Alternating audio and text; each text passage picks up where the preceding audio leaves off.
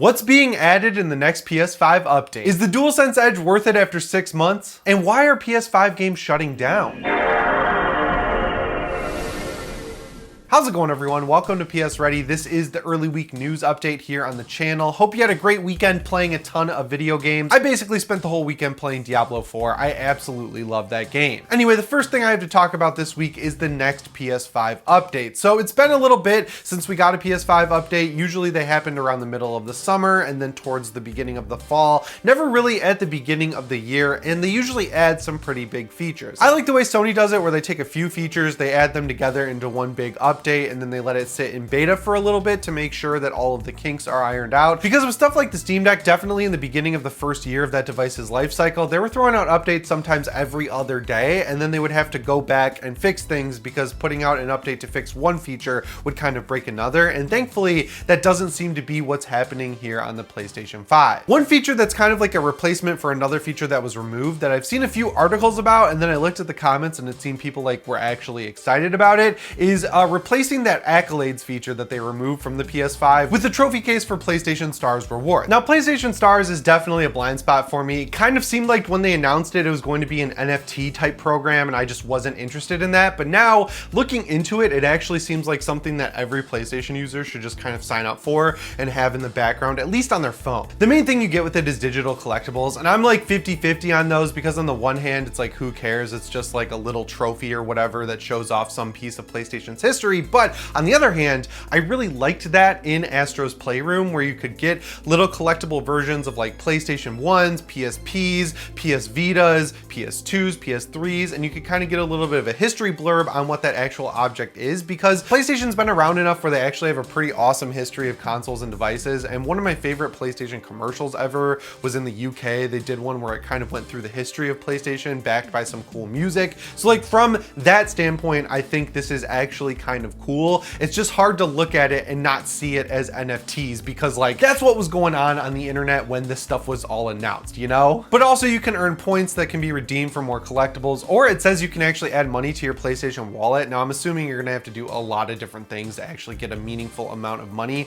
I know over on the Microsoft side with Bing rewards or Microsoft rewards, whatever it's called now, people can stack up like tons of money and they're actually able to buy not only games but consoles. I know that there was some controversy because they made changes to that recently, but overall people seem to really like that Microsoft rewards program, so you can kind of see why Sony might want to be involved in something like that. And the way you earn points is of course by buying games on the PlayStation Store, but they also have these things called campaigns, which I guess are things you can do in a game and that'll sort of level you up. It's like a fun little meta game for your PlayStation 5, but the big feature that comes along with this that I think is actually the one that makes it worth kind of participating in is the ability to skip the line when you're going for support on PlayStation. Whether you're looking for hardware support, you want to get a refund on a pre-ordered game, or like a double charge or something like that, you can skip the line if you're a higher level of PlayStation Stars. There's up to 4 levels, and it doesn't actually seem that complicated to get to level 4. So if you're level 4, you'll wait less time than if you're level 1 if you're calling for support. Like, yeah, that is terrible. I don't think that's really defendable. Everyone should be answered as quick as possible, obviously. I mean, I just moved into this new house, right? Like, I've had to set up internet, I've had to set up stuff with the city, I've had to call a lot of different places. I also had to cancel everything that I was paying for at my old apartment in California, and then I had to like double check that stuff was canceled so I didn't get charged again by Spectrum. There is nothing more annoying, irritating, infuriating than just sitting on hold and wasting like half your day. I mean, since this is the new reward program for PlayStation, I could see it sticking around, and that's why I think this article that's kind of positioning it as something that's worth including in the PS5 software actually makes a lot of sense, right? Like if you're collecting these little digital trophies, these digital PlayStation amiibo, it would be cool to be able to show them off on the home screen of your PlayStation 5, like maybe have them floating around or doing some animations or something like that. I think that's a cool feature people want, but the biggest one I know everyone wants, because I see the comments, I see comments on articles, I see comments on Twitter, I see like mocked up versions of these on Twitter as well. Of course, I'm talking about themes for the PlayStation 5. I understand why they waited, because when the PS5 came out, there were bigger things to worry about, like activating the SSD slot that shipped with every PS PS5. Of course, they also had to activate 1440p mode. They did deliver, right? Like they figured out all of this different stuff and eventually added it. A lot of people argue that it should have been there at launch, and I definitely agree, but Sony diligently worked on getting that stuff figured out. But now that that list has sort of dwindled of massive features that feel like they should have been there at launch, that's about when you start seeing Sony start focusing on these different things like themes. They've done it with every console, from the PSP to the PS3, all the way up to the PS Vita and PS4. After a year or two of being on the market, that's when we start seeing themes for these consoles. The big difference though is that this is really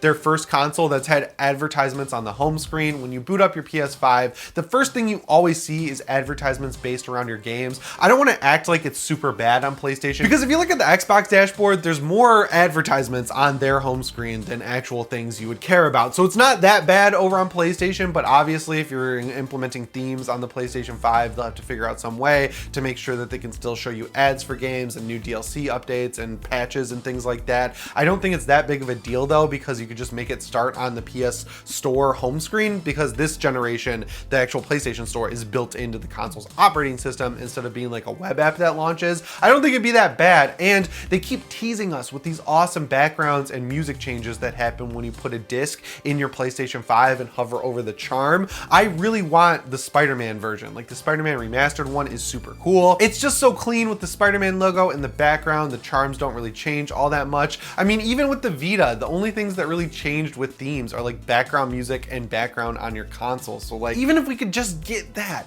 that would be awesome. And really, I think Sony knows people want this just because it's been a standard feature for every console they've ever made. So it's definitely, to me, not an if but when situation. I just hope that this is something that comes along in the next update, because that's really all they need, right? They need a cleanup update that adds in some new features that aren't anything crazy, like themes, a trophy case for your PlayStation Stars collectibles, and maybe a web browser. I still don't think that's ever going to happen. But beyond that, there's really not much more they could add to the PlayStation 5 to make it the ultimate console. It really is as good as it gets when it comes to console gaming. And then hopefully once they figure that out, they can start working on updating the DualSense firmware, because I'll talk about this in a minute, but man, they need to figure out the battery life on this controller because it is horrendous. So to sum this up, I would definitely expect a PlayStation 5 update later this summer just to get things ready for this new console that's coming out, this new headset, this new set of earbuds, the Project Q, you know, like lay the groundwork with a brand new update that adds in a couple of new features and kind of beefs up the network stability so that they can have the remote play working just fine on the Project Q when it comes out. Next up here, while I was playing Diablo over the weekend, I realized that it's been about 6 months since the DualSense Edge came out, and I was like, hey, maybe I should do a little check-in here and let you guys know if I think it's worth that exorbitant $200 fee after around 6 months of using it, because this has really become my main controller. So in November, I picked up the God of War Ragnarok controller. That was my main controller until I got the DualSense Edge, and I really love that controller, but I'm just gonna be real with you guys. I have not used it since I got the DualSense Edge. I have used my Midnight Black Edition DualSense, the regular one. I use that as my main PC controller because it just sits on my desk and lives there. But yeah, the God of War one is right there on the shelf, sitting in front of the Mjolnir hammer from God of War Ragnarok's Collector's Edition, and that's probably where it's going to live from now on, because generally speaking, I really like the DualSense Edge. So yeah, like I mentioned, the DualSense Edge has really become my main controller, whether I'm playing on PlayStation 5 or PC. On PS5, it works perfectly across the board. It totally behaves just like a regular old DualSense controller. It feels really good in your hand though, because it's a little bit heavier. The materials feel a little bit more premium. It feels a little bit more sturdy. So just from like a look and feel situation, I really like the fit and finish on this controller. Over on the PC, the software leaves a little bit to be desired. Some games have come out and they've had native DualSense Edge support. One that I played on PC was Dead Island 2. I played through that entire game with my DualSense Edge, and then about halfway through, I went into the settings and I realized that you could just switch the buttons from Xbox to PlayStation. So that was like the best experience I've had with the DualSense Edge. But with other games I play on PC, they don't always have native DualSense Edge support, and what I usually have to do is just trick the game into thinking it's an Xbox controller, and it's easy to do that in Steam. You just enable Steam input on the individual game basis, but then you get the Xbox button prompts, which is kind of annoying. Now, a few games like the one I just mentioned, Dead Island 2, that will let you just switch it to PlayStation button prompts, and you can even do that with an Xbox controller, which is pretty cool, right? It's like, hey, you might be tricking your game into thinking you're using an Xbox controller, so we'll let you switch the buttons. I just wish that the DualSense Edge didn't use different drivers or had like a PC mode or something like that, where it just made your PC think it was a regular DualSense, because when I use my black DualSense on my PC. It just works with pretty much every game. There are a few where I have to use Steam input, but like the list of games on the DualSense Edge that I have to use Steam input with is like way bigger than the list of games I have to use it with just a regular old black DualSense. So that's why I use the two different controllers, one on PC, one on PS5. That's like a minor complaint though, and if I didn't have two controllers, I really wouldn't care all that much. It's just like I already have the black controller, so why not just leave it on my PC desk all the time and then not worry about messing with the headache of like testing a game, saying, oh, this one needs Steam input and switching it over. You know what I mean? Another big positive with the DualSense Edge for me though is that it comes with the case. It is a little bulky. You know, if I'm putting my Steam Deck, my laptop charger in my backpack, I really only have room for my battery bank and DualSense Edge. That's everything I need, but if I needed to throw anything else in my backpack, I basically have to take one or two of those things out, and really the default thing I take out of the backpack is the DualSense Edge case, because at that point I'll just throw in that black controller and hope it doesn't get too beat up. But now that I'm back in Michigan, a lot of my friends are local again, so I've been bringing my gaming stuff over to my buddy George's house, and what I'll do there is throw the DualSense Edge in the backpack. And yeah, making this controller white is kind of an oversight on Sony's part in my opinion. I understand why they did it, right? The default look for the PlayStation 5 is white. You get a white DualSense with it. You want everything to match up. They should have released a black version with this at launch. There's no excuse for it, especially when this controller is made to be carried around in a backpack and it's something more durable that you can travel with, right? So because of that, the case is gonna get pretty scuffed up and dirty over time. I've tried to clean off some of the dirt marks and things like that that have appeared on the case for the controller, and it just doesn't come off. I don't know what material they're using. I don't want to apply anything like isopropyl alcohol to it or anything like that and have some coating come off. I'm just like living with it being dirty, and that is kind of the benefit of having a case. You can see the marks on the case that show you what would be appearing on your actual controller if you were just throwing that in your backpack like I do with the black DualSense. But yeah, I really wish there was some sort of black option for this controller, or a black case, or just something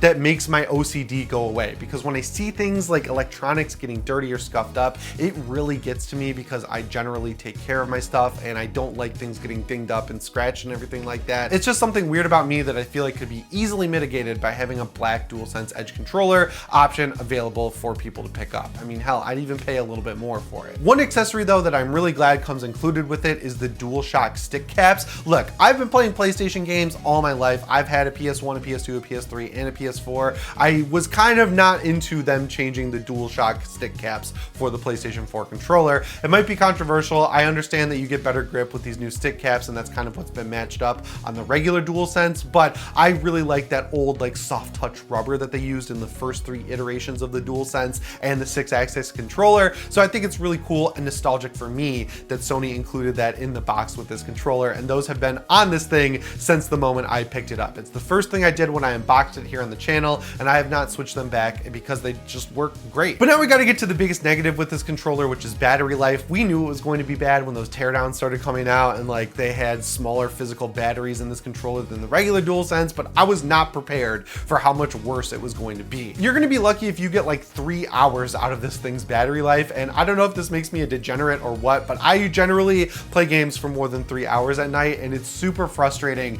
to have to plug this controller in. I know that they included the 9-foot USB cable. That just feels like a crutch. I like that it's braided. I like that it's an improvement on the one that comes with your PS5, but yeah, it's a crutch. It's just made so you can keep the controller plugged in all the time, and they don't have to worry about ever fixing the battery life. And to me, that's just unacceptable. I think they need to either figure out some way in software, or the nuclear option would be to do a recall on these things if they ever figure out how to improve the battery life, and just make sure that it could last at least up to like 5 or 6 hours. Now, this thing does do that software bug where it'll say it's out of battery. It'll be like, hey, charge your controller soon, and then you'll have an extra hour or 2 to play. For sure, sometimes that happens, but in Final Fantasy 16, I've noticed that when this thing says charge the battery, that means you've got about 20 minutes left, so you may as well just plug it in, because I've been in the middle of a cutscene and it's just paused it and said, hey, charge your DualSense controller. So if you want to avoid that, make sure you either plug in with your 9-foot USB cable, or do what I do and just plug a power strip in behind your couch and then have a charger ready to go at all times. But on this on a high note, after 6 months, the one thing I was worried about has not become a problem, and that's durability. You know, to take the stick modules out, you kind of have to flip off that plastic. There's removable parts.